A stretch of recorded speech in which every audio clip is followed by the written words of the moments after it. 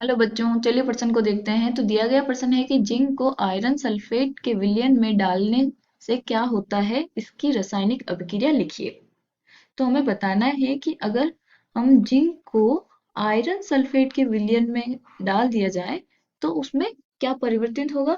तो वो उसकी जो हमारी रासायनिक अभिक्रिया होती है वो हमें बतानी है। तो सबसे पहले हम क्या लिखेंगे, मुख्य अवधारणा।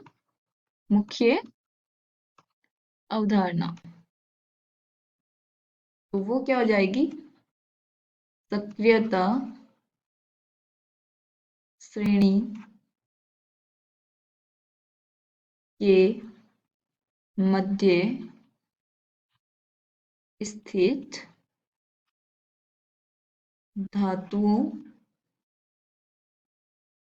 का निष्कर्षण। तो अब हमें पता होना चाहिए कि जो हमारी सक्रियता श्रेणी है वो होती क्या है, ऊपर से नीचे जाने पे क्या क्या परिवर्तन होते हैं। तो सबसे पहले हमारी सक्रियता श्रेणी होती है वो धातुओं की सक्रियता के आधार पे उसको व्यवस्थित किया जाता है। तो सबसे ऊपर जो धातु होती है वो सबसे ज्यादा सक्रिय होती है और जो सबसे नीचे होती है वो सबसे कम सक्रियता होती है।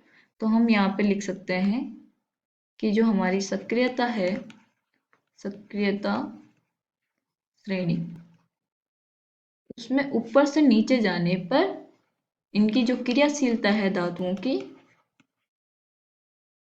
वो क्या होती है, क्रियाशीलता कम होती है, होती है। तो जो अब इसका मतलब क्या है कि जो सबसे ऊपर होगी वो सबसे ज्यादा क्रियाशील होगी। अब हमें जो जिंक और आयरन है, तो हमारे क्वेश्चन में दो धातु है, एक है Zn और एक है Fe, यानी जिंक और आयरन। तो हमारा जो जिंक है वो सक्रियता श्रेणी में Fe से ऊपर आता है। तो इसका मतलब जो हमारे Zn है वो अधिक क्रियाशील है Fe से। तो इसका मतलब जो हमारा Zn है वो Fe को विस्थापित कर सकता है। तो अब हम देखते हैं हमारी अभिक्रिया, Zn प्लस FeSO4, ये अभिक्रिया करने पे क्या करेगा, हमारा Zn इसको विस्थापित कर देगा और ZnSO4 प्लस Fe बनाएगा।